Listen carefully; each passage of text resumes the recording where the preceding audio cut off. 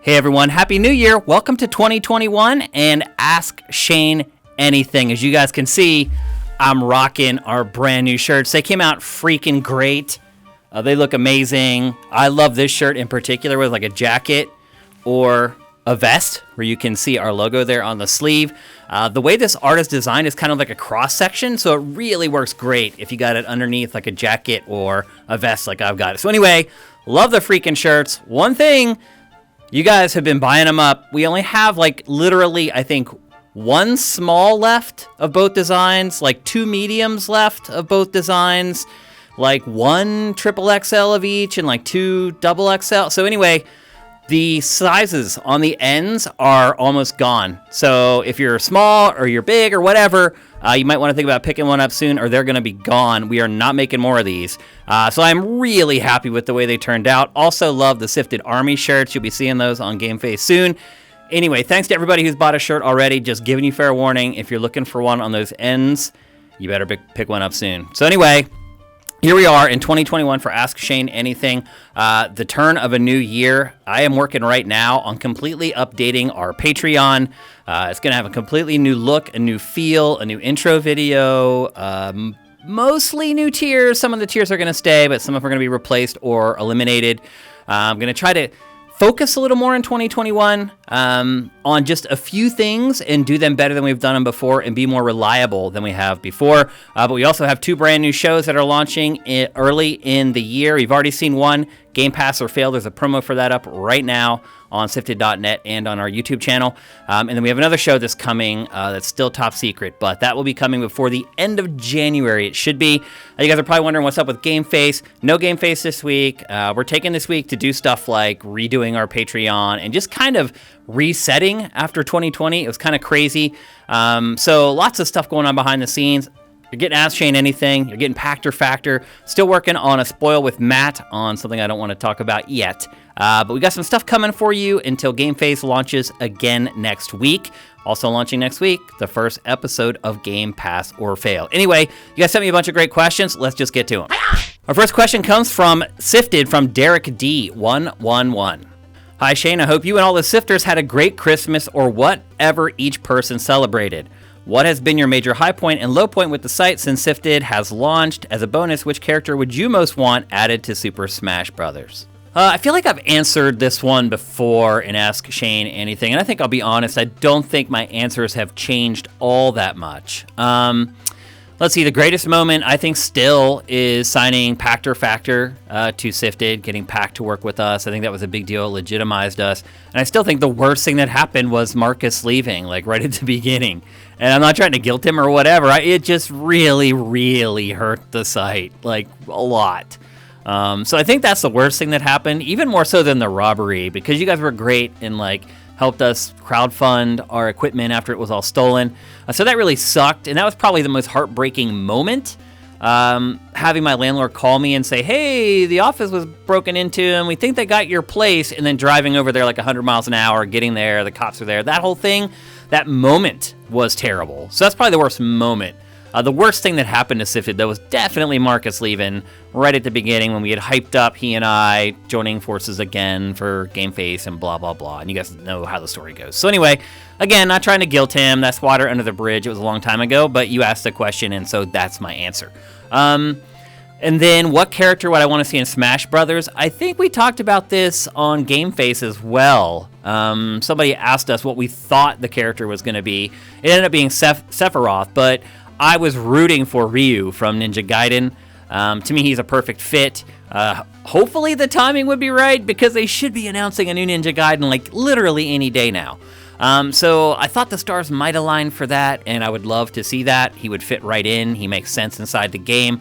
But as of yet, no dice. All right, our next question comes from Herbatronic. What's your favorite bad game, by whatever standards you would consider to be bad? Oh gosh. Well, that's tough. So I don't know if that makes a whole lot of sense, because if I think the game is bad by my standards, then I wouldn't like the game. I think the better question is, what game do or does the vast majority of people think is bad that you actually enjoy? To me, that makes a little more sense. Well, sports games in general, because most of our audience hates sports games and think they all suck and think that they're retreads and think that, they should just update the rosters every year, which I don't completely disagree with. So I guess I would say just sports games in general, because I do enjoy them. Now, I will say this. There is a game where if you look at our eval for it, and I wrote the eval, that's the crazy part. If you look at our eval for it, you may think it's a bad game, but I have been playing it lately. And that game is Rocket League. I reviewed it, wrote an eval for it way back, like in the early days of the site. And I've been playing it again lately because I have an Xbox Series X with nothing to play on it. And so when I found out that Rocket League was going to have a 120 frames per second mode on Series X, I was like, okay, I'll start playing Rocket League on my Series X. And I have continued to play it. And I've gotten pretty good at it, to be honest with you. I pretty much dominate like every game I play in right now. And I'm going through like the ranks and everything. I think I'm like silver right now for this season. Anyway, so I'm enjoying it. And so I went back and I read my eval, and everything I say in that eval is still true today about Rocket League. So I don't regret my eval. I think the game could be much better. But the reason I'm playing it, other than like the Series X stuff, is that I do like sports games. As I said earlier, I really enjoy them. I like the teamwork part of it. I like the sports part of it. And if I could, I would be playing the new revamped version of NHL 94 that EA released with the latest NHL game. In fact, that's what I really wanted to play. And so I went on the marketplaces and started looking around for it. And if you search for it, you can find it. You cannot buy it. It was only available for people who pre-ordered. I don't know why they haven't made it available as like a $10 download. I would pay it right now. But I got a hankering for a very simple sports game. I tried to get the new NHL. I couldn't. I didn't want to buy the whole NHL package just to get the NHL 94 little variant that it has. And so I went to Rocket League, and I've been enjoying playing that, but I still have the same issues with it that I did way back when I wrote the game eval for it. Next up, we have a question from Toast9. What is your philosophy when it comes to game reviews? How should games be scored, or how should they be scored? Why do you think so many reviewers moved away from criteria and have become more freeform? Would you consider bringing reviews back to Sifted? Great question, Toast9. Yes, I would love to be doing way more game evals on Sifted. I spoke earlier in the intro about how we're going to be kind of revamping our Patreon to focus on stuff a little bit more.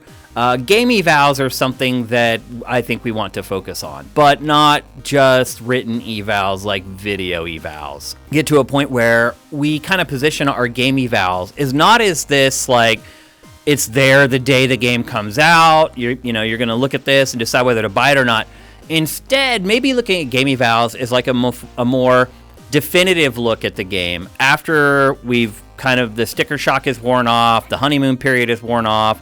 We've played it a lot, and we've had kind of time to allow our opinion to ferment a little more. So kind of creating this ultimate evaluation of a game, which is kind of what evals are anyway. So anyway, that's all stuff that I'm thinking about. But to answer your question, yes, we are thinking about bringing back game evals to Sifted in more abundance anyway. We've been actually doing some evals. Vincent's written some. We did a few last year, but not as many as we should have. And I think in general, what we're discovering with our content is a lot of the stuff we come up with are really good ideas. But our audience is so small that it doesn't have a chance to take hold. When you experiment with stuff, you need a huge audience to consume that first. And then the very small amount of people who enjoyed it from that group or will give it another chance, then they go out and evangelize it. And we just don't have an audience big enough to do that. It worked at Game Trailers. It doesn't really work here. We put something up on Game Trailers, a new segment. It was up on every message board on the internet in like 5 minutes. Oh, Game Trailers, new series, blah, blah, blah. That doesn't happen for us. So no matter how cool of an idea we come up with or how differently we do things, it's never really going to work. So I guess what I'm saying is we're going to go back to the basics in 2021. I think that's probably the thing that we can do with our eyes closed.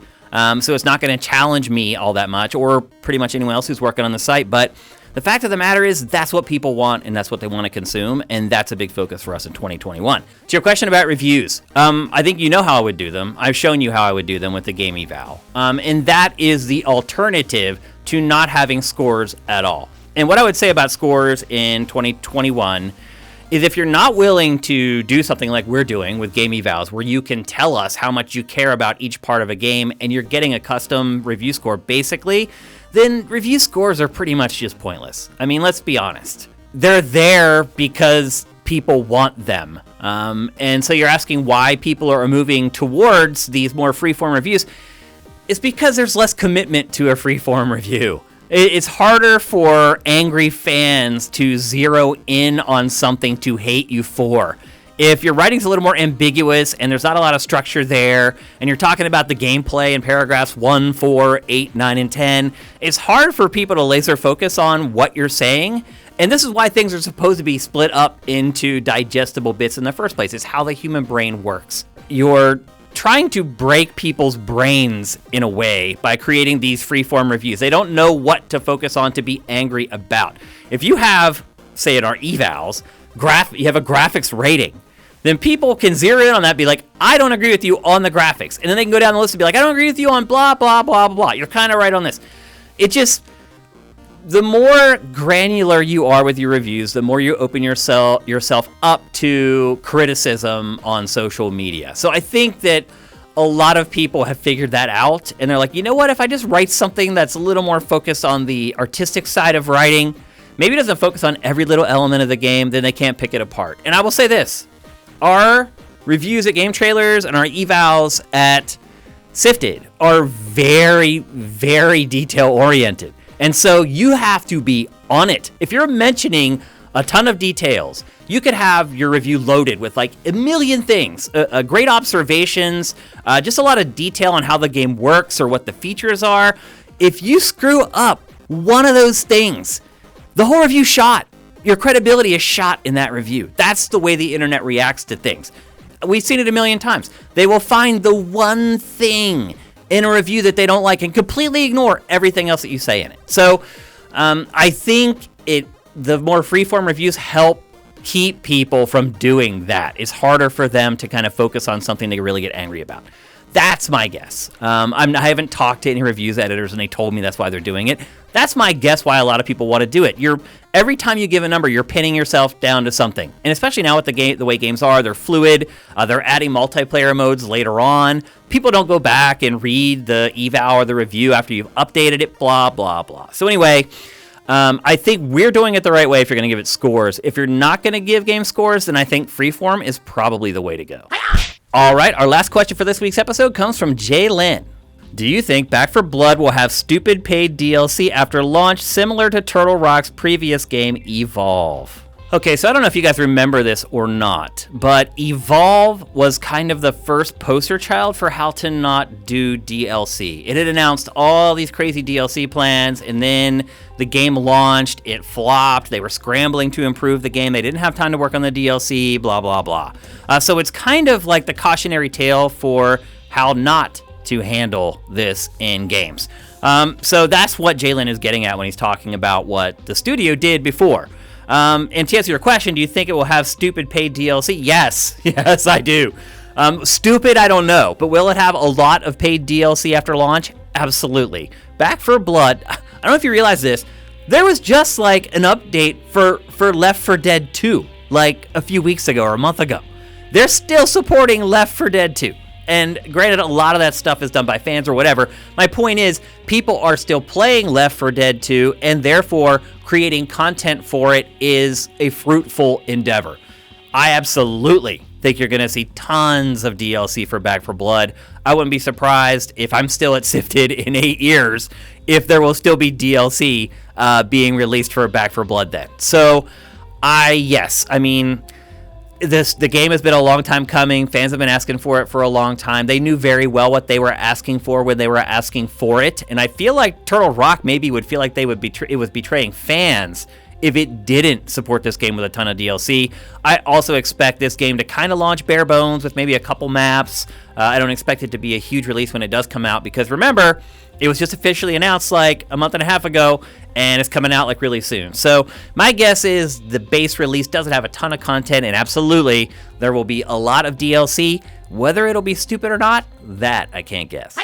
All right, that's it for another episode of Ask Shane Anything. I know there's a lot to digest in this episode. Lots of stuff going on with the site and things like that. You're going to see all this stuff slowly coming online over the next week or so. Really excited about 2021. I also want to mention before I go, I want to thank a ton of people who gave us money for a beer for the holidays or for New Year's. We just put it up in the header for a few days. We were like, maybe someone will kick us $5 and be like, hey, you know, I wish I could hang out with you and buy you a beer. If I can, here's $5. That didn't happen, actually. I thought there would be high numbers of people just giving us $1 or $5 or $10 or whatever. Like, we got none of that. We had a couple people give us like $5, I think. The vast majority of people were giving us like big chunks of money, 25, 50, 100. One person gave us $500. It's unreal. I never dreamed that this would happen. So thank you to everybody who bought us a beer over the holidays. It made a big difference, particularly around the holidays, when obviously there's a lot of cash outlay that's going on for pretty much everybody over the last like 5 or 6 weeks. So thank you guys. I really can't thank you enough. I will say this. It would be nice if some of the basic people gave us like $1. Like, literally, not a single basic person gave us a single dollar. And I'll be honest with you, I didn't put that in the header for the people who are subscribers. I put it up there for the basic people. Because, come on, you've been using our site, I don't know how long, however long you've been a part of the site, for free. There's no ads. You don't have to run ad blocker on our site. And you can't give us $1. That was really disheartening. Not the money. I mean, the dollar isn't going to make a difference. It's the thought behind it. You know, I do a lot of this because I'm trying to like give you guys something that I think helps you. I'm not doing it to get rich or whatever. And I get a lot of enjoyment just out of seeing you guys use all the different things that we built on the site. And it wasn't like I was hoping that you guys would help us financially. It was the thought, the fact that you appreciate what we're doing for you guys. That was disheartening. But you know what?